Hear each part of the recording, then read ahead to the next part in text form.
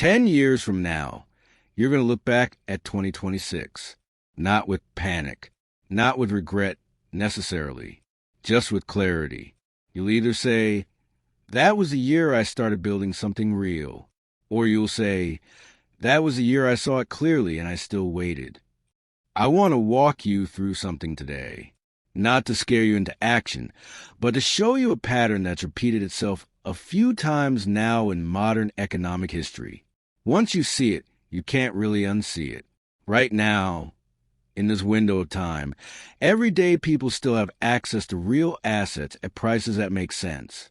Real estate, index funds, small businesses, digital income streams.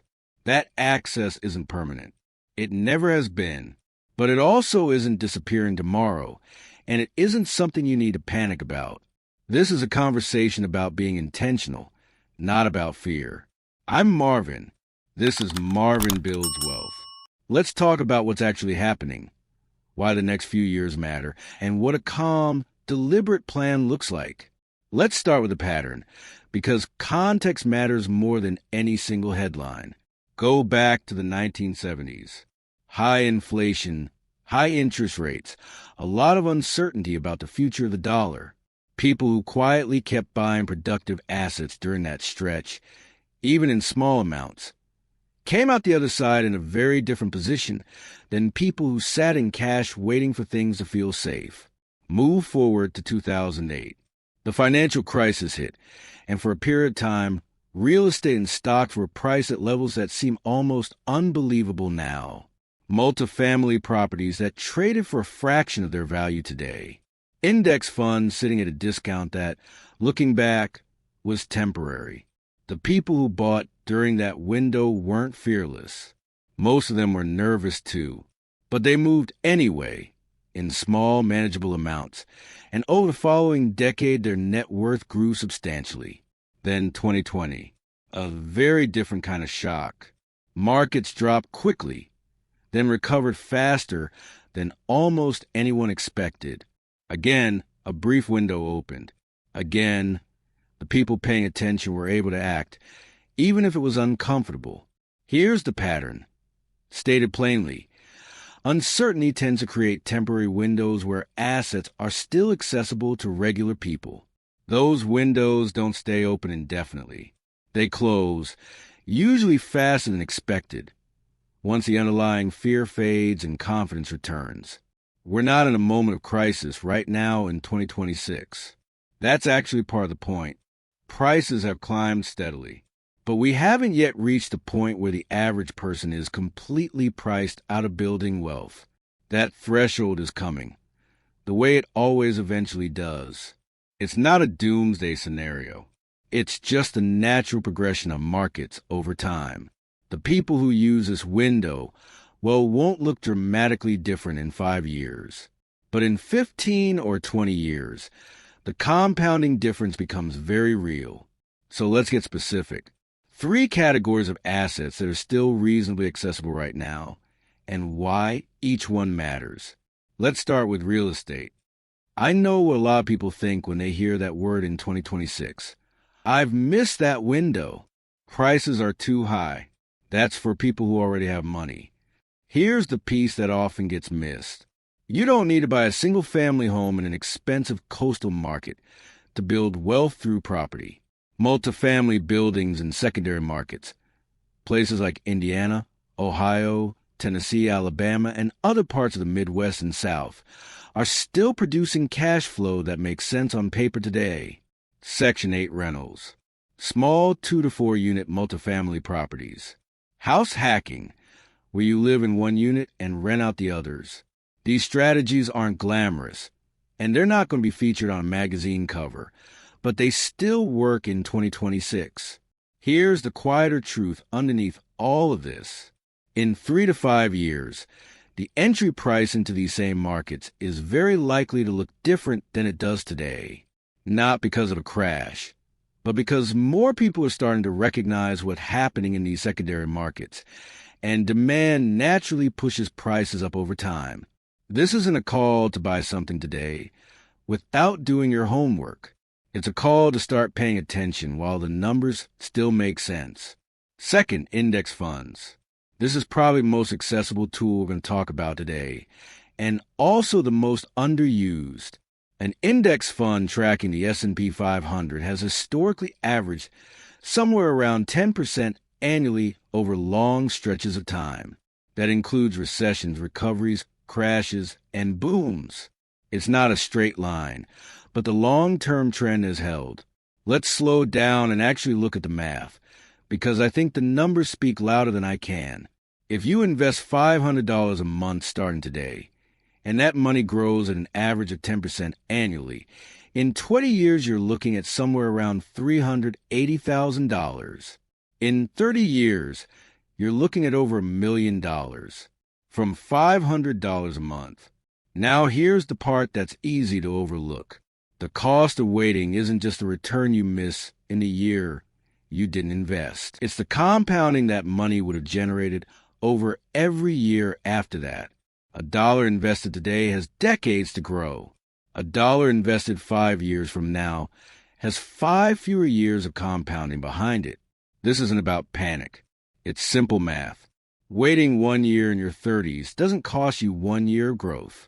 Over a full investing lifetime, it can cost tens of thousands of dollars by the time you reach retirement age. None of this requires large amounts of money to start. It requires consistency, and it requires starting. Third, a cash-flowing income stream that isn't tied to your hourly time. A YouTube channel, a digital product, an online course, a small remote service business. These are real assets, even though they don't always get treated that way. They take real time and consistency to build. But once they're built, they can produce income without requiring your constant daily presence.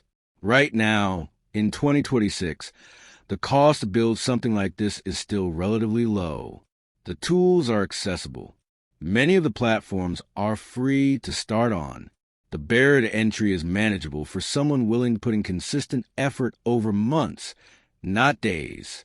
That's likely to shift over time. As more people recognize the opportunity, competition increases, algorithms get more selective, and the cost of standing out rises. That doesn't mean it becomes impossible. It just means starting earlier gives you an advantage that gets harder to replicate later. The people building these kind of assets right now are planning something that takes time to grow, but eventually produces shade they didn't have before. Now, here's the part most channels skip over, because it's less exciting than charts and numbers. I can show you every data point, every historical pattern, every reasonable argument for why now is a good time to start. And a meaningful number of people watching this will still do nothing. Not because they're lazy, not because they don't care about their future. It's because waiting often feels safer than acting. Doing nothing doesn't feel like a decision, even though it is one. I'll start when I have more money saved up. I'll invest once things feel a bit more stable. I'll buy when the timing feels right.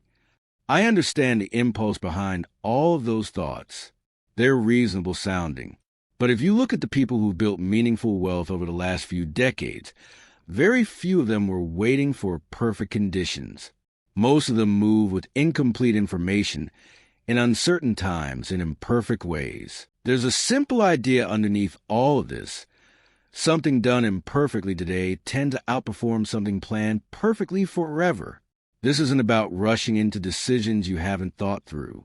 It's about recognizing that waiting for total certainty is its own kind of decision, and it has a cost too. Let's walk through 2 versions of 5 years from now, not as a scare tactic, just as a way of making this concrete. Version 1. You started in 2026 in whatever small way made sense for your situation. You opened the account. You looked seriously at a property. You began building something on the side. It wasn't dramatic. It wasn't perfectly timed.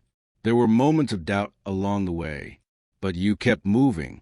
By 2031, your investments have had 5 years to compound. If you bought property, it's likely producing steady monthly cash flow. If you build an income stream, It may be generating revenue that doesn't require your full daily attention anymore. You have more options than you did in 2026. Not unlimited options, but real ones.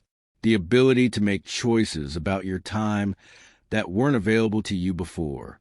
Version 2. You waited. You watched. You researched. You told yourself you'd start once things felt more settled. By 2031, asset prices have generally moved higher, the way they tend over time. The window that existed in 2026 has narrowed or closed in certain markets.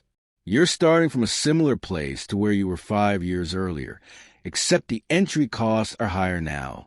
The harder part of version 2 usually isn't the financial gap itself. It's knowing that the information was available and the choice was there and comfort won out over action.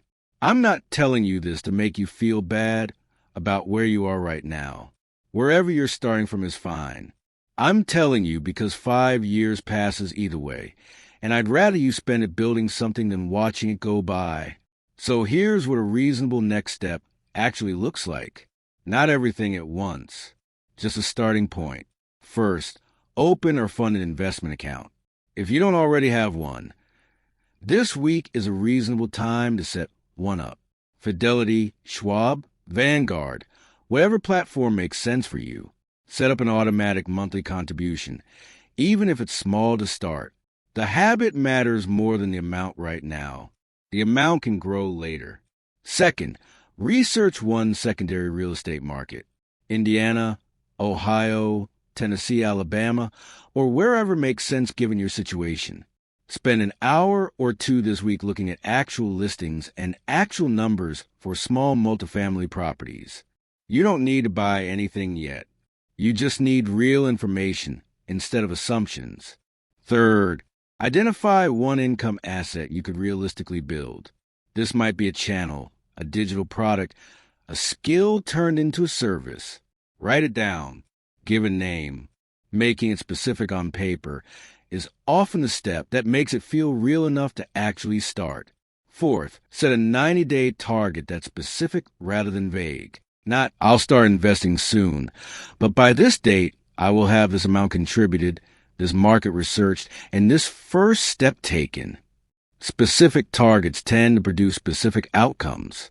Vague intentions tend to produce very little. Fifth, and this one matters more than people expect, revisit your plan in 90 days. Not to judge yourself harshly if things didn't go perfectly, but to adjust and keep moving. Consistency over a long period matters more than any single perfect decision. Look, the window is open right now. That's simply where things stand. It's not closing tomorrow, and there's no need to panic about any of this. But it also won't stay exactly like this indefinitely. 5 years from now, you'll be somewhere. The only real question is whether you got there on purpose or whether it happened by default while you were waiting for the right moment. That's what I want to share with you today. If this was useful, feel free to leave a comment and let me know what resonated. And if you're not subscribed yet, I genuinely appreciate it.